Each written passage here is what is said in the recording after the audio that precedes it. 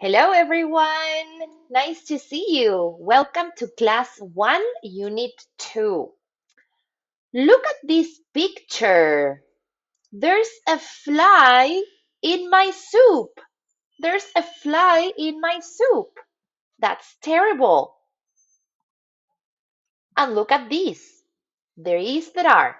There's a chair in the living room. Can you see the chair in the living room? Can you see it there? There's an apple on the counter. There's one apple on the counter. Can you see it?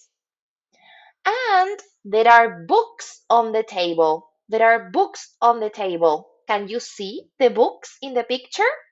I hope you do. These sentences express existence. These objects exist in a place. So if you look at the sentences, we use there is with singular nouns, with one object. For example, there is a chair in the living room. We use a when the object starts with a consonant like chair or table. And we use an when the object starts with a vowel like apple. A, this letter is a vowel.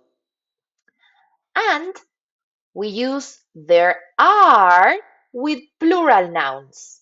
Like here, there are like three books. Three books. There's one chair, there are three books. So, what about singular and plural nouns?